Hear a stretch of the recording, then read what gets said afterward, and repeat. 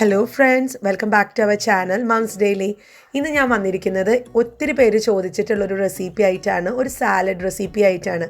എന്നാൽ നമുക്ക് വീട്ടിലുള്ള സാധനങ്ങളൊക്കെ വെച്ചിട്ട് ഉണ്ടാക്കാൻ പറ്റുന്ന ഒരു സാലഡാണിത്. നമ്മുടെ വീട്ടിൽ ഉരുളക്കിഴങ്ങും ക്യാരറ്റും അല്ലെങ്കിൽ നമ്മുടെ വീട്ടിൽ കിട്ടുന്ന ഫ്രൂട്ട്സുകൾ വെച്ചിട്ടൊക്കെ ഇതെല്ലാം കൂടെ ചേർത്ത് നമുക്ക് വിരുന്നുകാർക്കൊക്കെ നമുക്ക് സർപ്രൈസ് ആയിട്ട് കൊടുക്കാൻ പറ്റുന്ന ഒരു സൂപ്പർ സാലഡാണ്. ഇതെങ്ങനെ ഉണ്ടാക്കാമെന്ന് പെട്ടെന്ന് കണ്ടു നോക്കാം. അപ്പോൾ ഈ സാലഡ് ഉണ്ടാക്കാനുള്ള സാധനങ്ങൾ പറയാം. ഞാനിതാ ഒരു ഉരുളക്കിഴങ്ങ് ഇതുപോലെ ക്യൂബായിട്ട് ഇതുപോലത്തെ കഷ്ണങ്ങളാക്കി മുറിച്ചെടുത്ത് ഒന്ന് പുഴുങ്ങിയെടുത്ത് വന്നിട്ടുണ്ട്. പുഴുങ്ങിയെടുക്കുമ്പോൾ നമ്മൾ ഉപ്പൊന്നും ചേർക്കണ്ട, ജസ്റ്റ് ഒരു ഉരുളക്കിഴങ്ങ് പുഴുങ്ങിയെടുത്ത് ഇതുപോലെ സ്ക്വയറായിട്ടൊന്ന് കട്ട് ചെയ്താൽ മതി. പിന്നെ വേണ്ടുന്നത് ക്യാരറ്റ്, അതും ഇതുപോലെ ഒത്തിരി വലുതായിട്ടല്ല, അത്യാവശ്യം ചെറുതായിട്ട് അരിഞ്ഞ് പുഴുങ്ങിയെടുത്ത് വന്നിട്ടുണ്ട്.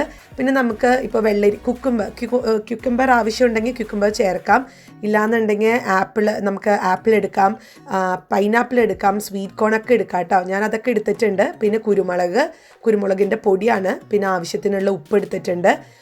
പിന്നെ എടുത്തിട്ടുള്ളത് ഞാൻ പറഞ്ഞ പോലെ പൈനാപ്പിൾ. നിങ്ങളുടെ വീട്ടിൽ എന്തൊക്കെ ഫ്രൂട്ട്സ് ആണോ ഉള്ളത് ആ ഫ്രൂട്ട്സ് ഒക്കെ എടുക്കാം.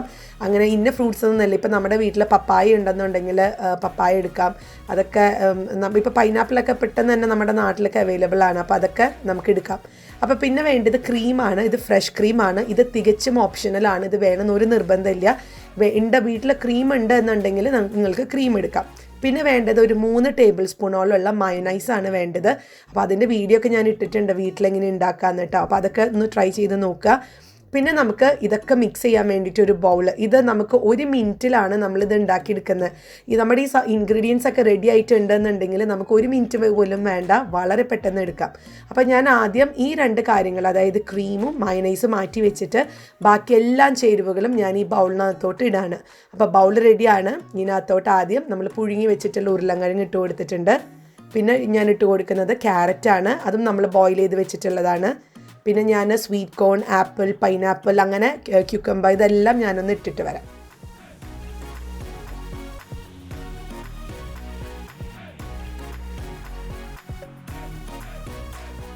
അതുപോലെ സ്വീറ്റ് കോൺ എടുക്കുമ്പോൾ നമ്മളതൊന്ന് പുഴുങ്ങിയിട്ട് വേണം ഇടാനായിട്ട്, ഞാനത് പറയാൻ വിട്ടുപോയി.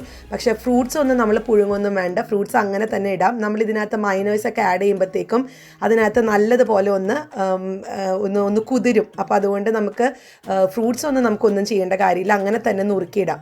പിന്നെ ഞാനിതാ കുരുമുളക് പൊടി ചേർത്തിട്ടുണ്ട്, അതൊരു 1/4 ടീസ്പൂണോളം ചേർത്തിട്ടുണ്ട്. ഇച്ചിരി എരിവ് നല്ലതാണ്.